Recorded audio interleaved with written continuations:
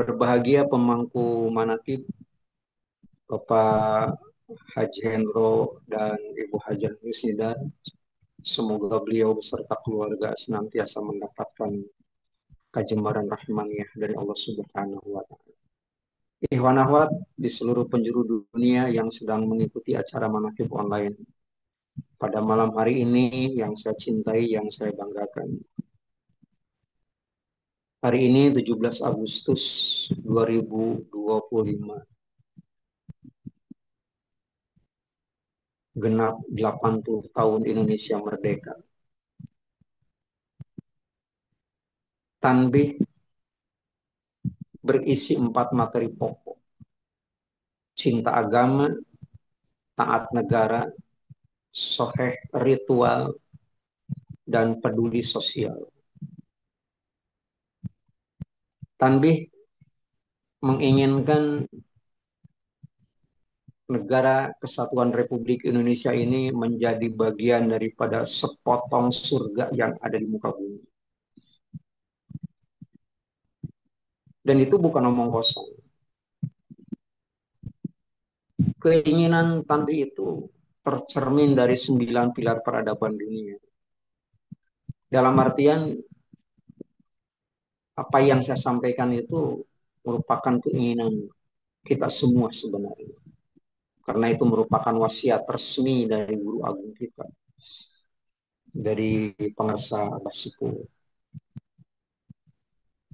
Dan langkah-langkah yang ditempuh dan direkomendasikan oleh Tanbih itu sebenarnya jauh lebih unggul ketimbang aplikasi-aplikasi yang sekarang sedang dilaksanakan.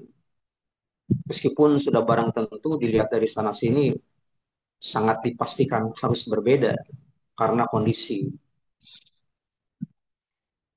Jadi kalau Tanbih itu arahannya begini. Kalau kita menghendaki negara karena sudah 80 tahun merdeka dan ingin menjadi bagian daripada potongan surga di muka bumi itu sendiri, rumusannya adalah yang penting kita ini bisa merubah, dalam artian yang dibangun itu bukan hanya masalah bangunan fisik, tapi juga bangunan hati, bangunan mental. Membangun fisik tanpa membangun hati, itu tak ubahnya seperti membangun rumah sakit. Gedungnya megah sampai beberapa tingkat, tapi kan penuh dengan orang-orang sakit di dalamnya. Begitu. Sementara sakit itu sendiri kan sumbernya juga dari mulut. Dan mulut itu sendiri merupakan corong, merupakan saluran, itu yang bersumber dari hati. Jadi paling tidak, apa yang menjadi target seseorang untuk mengejar sesuatu tanpa dibarengi dengan membangun hati, itu ujung-ujungnya akan menimbulkan kelelahan. Itu Al-Quran rumusnya begitu. Yauma la yanfa'u malun wala banun illa man atallaha biqalbin salim. Harta kekayaan yang kita kumpulkan, anak kesayangan, cindur mata belahan hati yang kita harapkan, itu nggak ada manfaatnya, kata Al-Quran. Kecuali apabila kita datang menghadap Allah Subhanahu wa Ta'ala, itu membawa hati yang damai. Membawa hati yang damai itu sendiri adalah hati yang tunduk. Makanya di dalam eh, apa namanya, penjabaran daripada Tanbih itu, yang namanya merdeka itu mestinya orang yang beriman. Mengapa orang beriman? Karena persoalannya dia harus dijabarkan bahwa yang namanya iman itu tidak cukup diungkapkan dengan kalimat, dengan kata-kata. Tapi yang dibutuhkan adalah keyakinan. Orang beriman itu, mengapa dikatakan sebagai orang yang merdeka? Itu karena orang yang beriman, pertama itu akan merasa takut melakukan perbuatan maksiat. Itu beriman. Jadi sangat wajar manakala orang itu sendiri umpamanya terkadang lebih melihat kesalahan orang lain ketimbang kesalahan dirinya sendiri, gitu ya. Jadi fenomena yang muncul di tengah-tengah masyarakat dari berbagai persoalan itu karena memang kesalahannya di dalam Al-Quran disebut sebagai apa namanya fatabayyanu, karena kurang tabayun, kurang memberikan penjelasan. Belum diberikan penjelasan, tiba-tiba ada penilaian. Itu kadang-kadang memunculkan masalah. Nah, jadi orang yang beriman itu dikatakan sebagai orang yang merdeka karena dia itu sendiri adalah mempunyai keyakinan, merasa takut untuk melakukan perbuatan maksiat. Maksiatnya nggak usah gede-gede. Kalau kita kan mengatakan maksiat itu dengan melalui perbuatan. Padahal di dalam diri kita, terutama di dalam hati kita sendiri, itu sebenarnya ada berhala. Dan berhala itu yang akan memporak-porandakan kehidupan kita. Dapat kita baca ayat ke-71 surat Al-Mu'minun.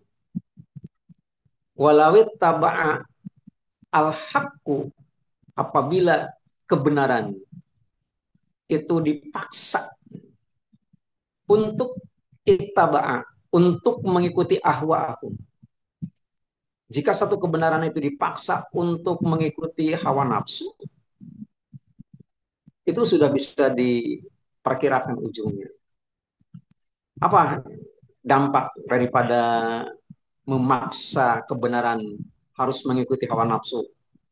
Disebut dalam Al-Quran, lapasadatis samawati wal ard wa man fihinna. Dunia akan hancur. Dunia dan bumi itu akan hancur. Dan waman pihina, dan seisinya itu akan hancur. Artinya tatanan hidup itu akan hancur, akan rusak. Yang orang beriman tidak akan begitu. Jadi orang yang beriman dikatakan sebagai orang yang merdeka itu memang di dalam hatinya itu sudah tertata rapi. Sudah tertata rapi karena surat Sof ayat yang ke-10 menyebutkan jawabannya adalah pada ayat yang ke-11 tuh minunabillah, beriman kepada Allah Subhanahu wa taala itu merupakan satu keharusan, satu yang artinya satu paket dengan pertanyaan. Mengapa Allah Subhanahu wa taala menawarkan satu konsep hal adulukum ala tijaratin tunjikum min azabin alim. Bencana sebesar apapun itu sebenarnya bisa terselesaikan dengan baik manakala orang itu tuh minunabillah, beriman kepada Allah Subhanahu wa taala. Itu yang pertama. Yang kedua, bahwa yang namanya konsep merdeka berdasarkan tanbih itu adalah harus istiqomah. Istiqomah melaksanakan amaliyah. Melaksanakan amaliyah dalam artian eh, apa namanya? Abdul amal ya Allah adwa muha wa in qalla. Yang namanya amal yang paling abdul, yang paling baik, yang paling utama itu ternyata adwa muha wa in qalla, yang mudawamah. Wa in qalla meskipun sedikit. Nah, jadi kalau ternyata memang ada sesuatu, sebut aja.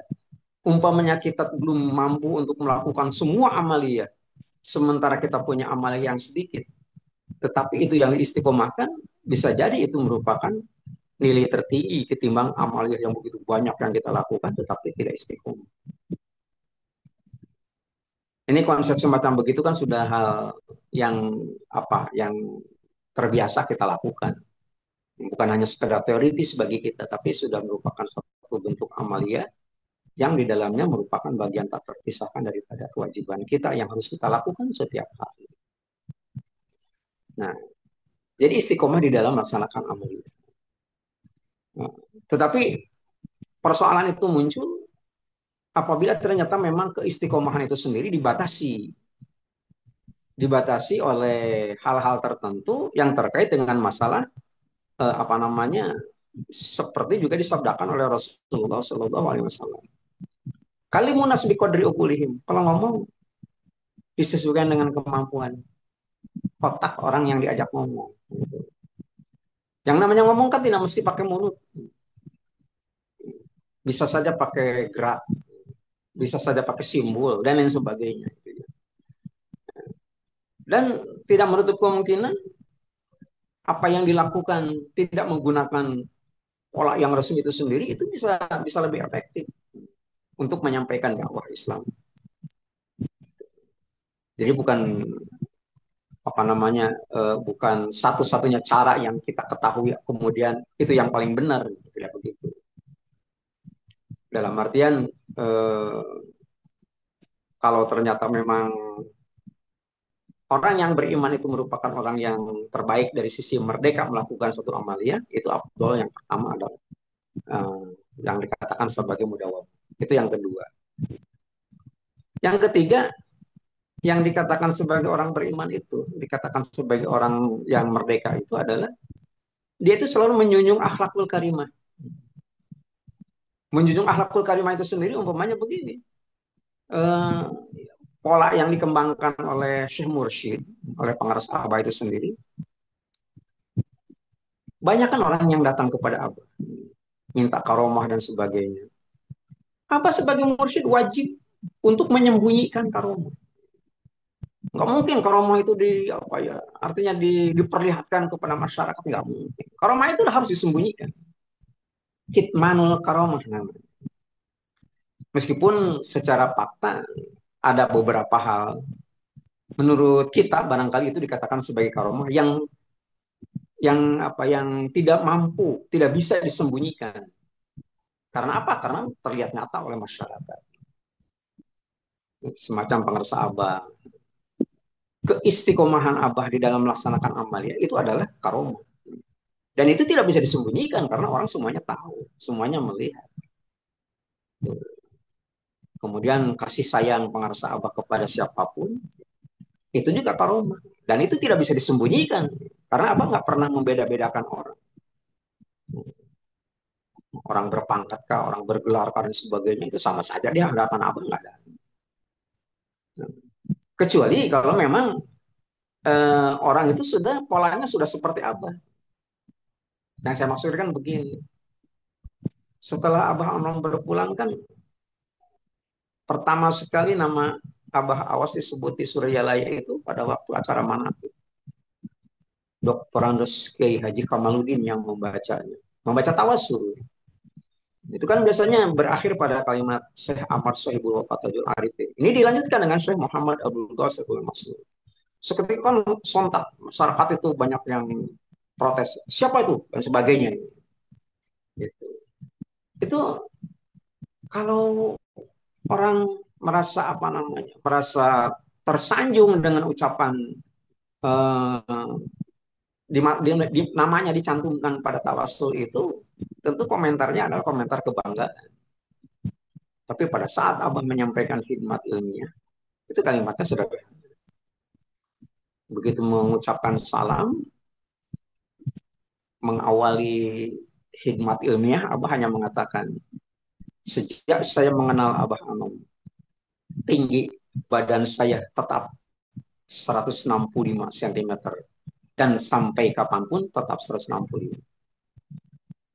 Orang kalau nggak punya landasan teoriko, apa hubungannya gitu ya? Hmm. Apa hubungannya yang disampaikan itu sendiri dengan tinggi badan? Itu karena nama Abah disebut. Untuk pertama sekali pada tawasul di Suryalaya disebut nama pengarsa Abah Awas. Artinya begini, semua orang memuji pengarsa Abah Awas itu akan berpengaruh kepada beliau. Artinya nggak akan nggak akan menambah derajat pengarsa Abah, nggak akan.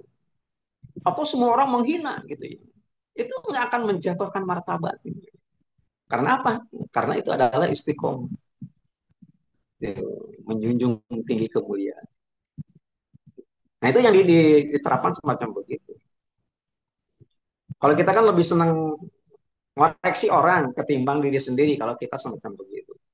Dan itu tidak diberlakukan di dalam uh, konsep orang yang beriman itu tidak begitu.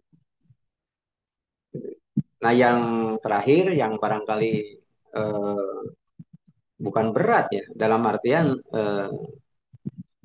yang medan medan dakwah yang dirasakan terjal itu adalah bukan menyatukan, bukan menyatukan dan bukan mempersatukan umat. Itu masih lebih mudah gitu ya. Menyatukan umat itu lebih mudah. Polanya kan dicontohkan oleh Rasulullah Shallallahu Alaihi Wasallam. Begitu. Semacam begini. Kalau secara lokal, saya orang Bogor, kemudian manakib di Bogor umpamanya. Ada berapa titik manakib? Umpamanya sebagai pembinanya adalah saya, umpamanya. Jadi masyarakat Bogor tahunya yang namanya TKN itu adalah apa yang saya katakan. Begitu. Itu pola yang diterapkan oleh Rasulullah yang dikatakan sebagai ta'limudin. Itu yang namanya ngaji itu yang semacam begitu. Tapi kan yang namanya pengetahuan bisa saja berbeda dengan orang lain. Kalaupun materi pokoknya sama, tapi kan ramuan tersebut diraciknya berbeda. Kalau masakan kira-kira kopinya yang berbeda. Masakannya sama, namanya sama dan sebagainya. Semua orang cerita zikir gitu. Tapi dengan menggunakan pola yang berbeda. Nah, kemudian dari Taklimuddin itu sendiri semacam MOI, Manakib Online Internasional. Yang bicaranya kan bukan hanya satu orang, banyak orang dari berbagai disiplin ilmu yang berbeda gitu. Itu namanya wihdatul umat yang begitu yang dilakukan oleh Rasulullah Shallallahu Alaihi Wasallam. Jadi di apa namanya dikombinasikan Ki Subhan dari Cirebon punya keahlian dalam bidang apa, umpamanya semacam begitu gitu ya. Ki Rahmat Hidayat dari Jogja sebagai guru besar di UGM punya keahlian dalam bidang apa. Itu nanti orang itu akan mendengar kira-kira oh begini loh yang namanya. Itu yang keempat. Ciri orang yang beriman itu adalah harus menerima perbedaan pendapat. Jadi jangan mentang-mentang kita tahu 4 ditambah 5 sama dengan 9 lantas menyalahkan orang yang punya pendapat 7 ditambah 2 sama dengan 9. Jangan begitu.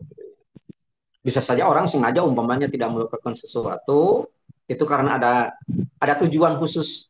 Bisa saja begitu. Gitu ya. Karena trik di dalam berdakwah itu sendiri kan diatur gitu ya. Terutama di dalam Al-Quran surat An-Nahl ayat yang ke-125. Ud'u ila sabili rabbik bil hikmah wal mau'izatil hasanah wajadilhum billati hiya ahsan. Mungkin bagi masyarakat yang baru mengenal Toriko itu nggak perlu tinggi-tinggi amat kita ngomong. Tapi yang dibutuhkan adalah bagaimana agar orang yang baru mengenal Toriko itu sendiri mau berzikir. Kira-kira semacam begitu. Mengeluarkan dalil begini begitu setinggi apapun, yang dibutuhkan adalah amalia. Meningkatkan yang biasa 3 kali la ilaha illallah menjadi paling tidak 165. Paling tidak itu yang dibutuhkan.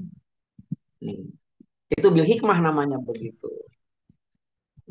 Bagi kita, maaf di MOI ini, itu bukan tidak perlu hikmah itu, tetapi condong untuk menggunakan metode mau izotil hasanah.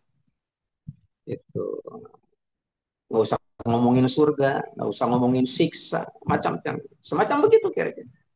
Jadi yang dibutuhkan adalah mau izotil hasan.